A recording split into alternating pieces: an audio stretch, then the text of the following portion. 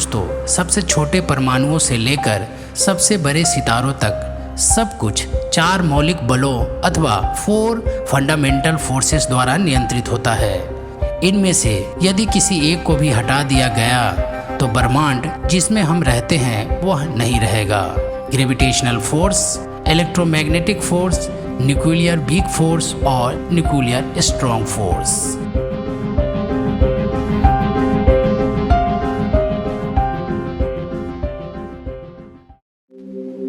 Gravitational force.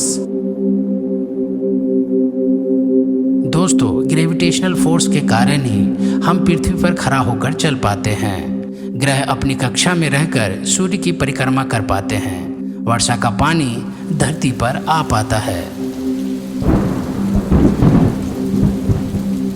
Isaac Newton गुरुत्वाकर्षण या gravity के विचार का प्रस्ताव करने वाले पहले व्यक्ति थे।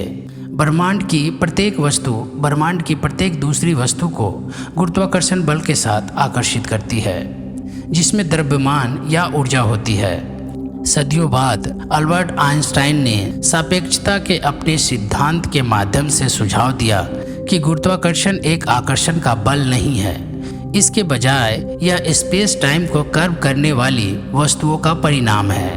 एक बड़ी वस्तु स्पेस टाइम में वैसे ही गड्ढा बना देती है जैसे कि किसी सीट के बीच में रखी गई एक बड़ी गेंद, जो सीट पर अन्य छोटी वस्तुओं को बीच की ओर गिरने का कारण बनती है। यद्यपि गुरुत्वाकर्षण ग्रहों, सितारों और सौर मंडलों यहाँ तक कि आकाश गंगाओं को एक साथ रखता है, फिर भी यह चारों मौलिक बलों में से सबसे कमजोर बल है। खासकर आणविक और परमाणु स्तरों पर इसका अन्य मौलिक बलों के सापेक्ष लगभग कोई प्रभाव नहीं पड़ता है। Nuclear weak force. वीक या कमजोर बल परमाणु संलयन यानी न्यूक्लियर प्रतिक्रियाओं के लिए महत्वपूर्ण है, जो सूर्य को शक्ति देते हैं और पृथ्वी पर अधिकांश जीवन रूपों के लिए आवश्यक ऊर्जा उत्पादन करते हैं। वीक या कमजोर बल एकमात्र वह बल है जो सब एटॉमिक कणों के प्रकारों को बदलने में सक्षम है, जिन्हें क्वार्क के रूप में जाना जाता है। उदाहरण के लिए, एक न्यूट्रॉन के संपर्क में आने के बाद न्यूट्रॉन को प्रोटॉन में बदल सकता है, जबकि न्यूट्रॉन स्वयं एक इलेक्ट्रॉन बन जाता है, जिसके कारण परमाणु के नाभिक का निर्माण हो पाता है। भौतिक विज्ञानी बोसोन नामक एक बल वाहक कणों के आदान प्रदान के माध्यम से इस प्रकार के प्रतिक्रियाओं का वर्णन करते हैं। ये बोसोन ही वीक फोर्स, इलेक्ट्रोमैग्नेटिक फोर्स और न्यूक्लियर स्ट्रॉन्ग फोर्स के लिए जिम्मेदार हैं। वीक फोर्स में बोसोन एक प्रकार का चार्ज पार्टिकल होता है, जिन्हें W और Z बोसोन कहा जाता है। Nuclear weak force radioactive decay को नियंत्रित करता है। इसकी सहायता से पुरातत्वविद कार्बन 14 पद्धति का इस्तेमाल करके प्राचीन चीजों का समय निर्धारण कर पाते हैं। दरअसल कार्बन में 6 प्रोटॉन और 8 न्यूट्रॉन होते हैं, जिसमें से एक न्यूट्रॉन डीके होकर प्रोटॉन में बदल जाता है, जिसके कारण कार्बन 14 नाइट्रोजन 14 बन जाता है। चूंकि इस प्रक्रिया में न्यूट्रॉन का डीके या क्षय एक अनुमानित दर पर होता है, जिससे वैज्ञानिकों को यह निर्धारित करने में मदद मिलती है कि कोई कलाकृतियाँ कितनी पुरानी हैं। Electromagnetic force. विद्युत चुंबकीय बल कुछ सबसे अधिक अनुभवी घटनाओं के लिए जिम्मेदार है, जैसे फ्रिक्शन, इलास्टिसिटी। नॉर्मल फोर्स के साथ यह एक चुंबक का खिंचाव बनाता है। पानी में उछाल के लिए ऊपर की ओर बल प्रकट करने के साथ यह उस खिंचाव के लिए भी जिम्मेदार है जो पक्षियों, विमानों और यहाँ तक कि सुपरमैन उड़ान भरते समय अनुभव करते हैं। इसी विद्युत चुंबकीय बल के कारण ठोस वस्तुएं आपस में टकराने के बाद एक दूसरे में नहीं समाती, बल्कि एक दूसरे को रिपेल कर देती है। इलेक्ट्रोमैग्नेटिक फोर्स किसी दिए गए आकार में ठोस पदार्थों को एक साथ रखने वाले बल के रूप में भी काम करता है। उदाहरण के लिए, टेबल पर रखी हुई किताब टेबल में इसलिए नहीं समाती क्योंकि दोनों में मौजूद एक समान आवेश वाले इलेक्ट्रॉन के कारण उत्पन्न विद्युत चुंबकीय बल दोनों को विपरीत दिशाओं में धकेलती हैं।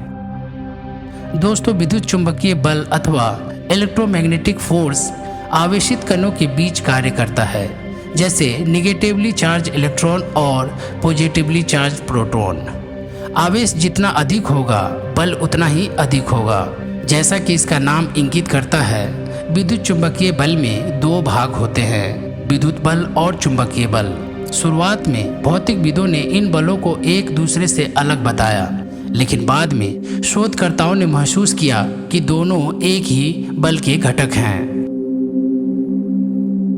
दोस्तों, विद्युत कंपोनेंट चार्ज पार्टिकल्स के बीच काम करता है, चाहे वो चार्ज गति में हो या रुका हुआ।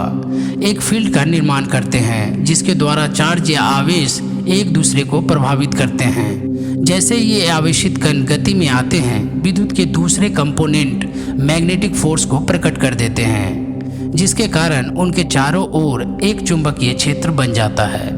इसीलिए जब इलेक्ट्रॉन आपके कंप्यूटर या फ़ोन को चार्ज करने के लिए या आपके टीवी को चालू करने के लिए एक तार के माध्यम से मूव करते हैं, उदाहरण के लिए तार चुंबकीय हो जाता है। इलेक्ट्रोमैग्नेटिक फोर्स भी द्रव्यमानहीन पलवाहक बोसोन के आदान प्रदान के माध्यम से आवेशित कणों के बीच स्थानांतरित होता है, जिसे फोटोन कहा जाता है। गुरुत्वाकर्षण की तरह इस बल को भी अनंत दूरी से महसूस किया जा सकता है, हालांकि बल उस दूरी पर बहुत ही छोटा होगा। Strong nuclear force. Strong nuclear force प्रकृति की 4 मौलिक शक्तियों में से सबसे मजबूत है।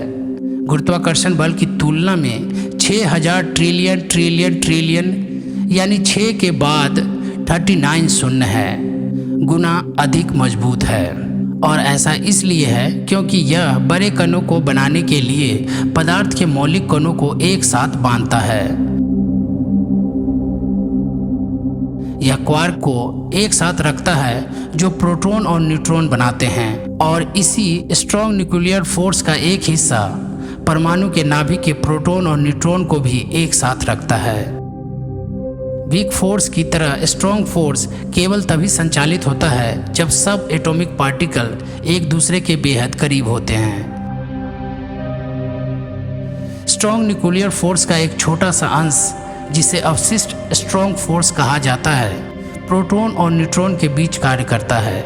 नाभिक में प्रोटॉन अपने समान चार्ज वाले न्यूट्रॉन के कारण एक दूसरे को पीछे हटाते हैं, लेकिन अवशिष्ट स्ट्रॉन्ग फोर्स इस प्रतिकर्षण को जीत लेता है, और इसलिए ये मौलिक कण परमाणु के नाभिक में बंधे रहते हैं। दोस्तों, डार्क मैटर और डार्क एनर्जी ब्रह्मांड का अदृश्य क्षेत्र है, जो ब्रह्मांड का लगभग 95% हिस्सा बनाते हैं। यह स्पष्ट नहीं है कि डार्क मैटर और ऊर्जा में एक कण या कणों का एक पूरा सेट होता है जिनके पास अपने बल और मैसेंजर बोसोन होते हैं। यदि डार्क फोटोन मौजूद है तो वे डार्क मैटर की अदृश्य दुनिया का पता लगाने की कुंजी होंगे और 5वें मौलिक बल की खोज का कारण बन सकते हैं। हालांकि अब तक इस बात का कोई सबूत नहीं है कि डार्क फोटोन मौजूद है।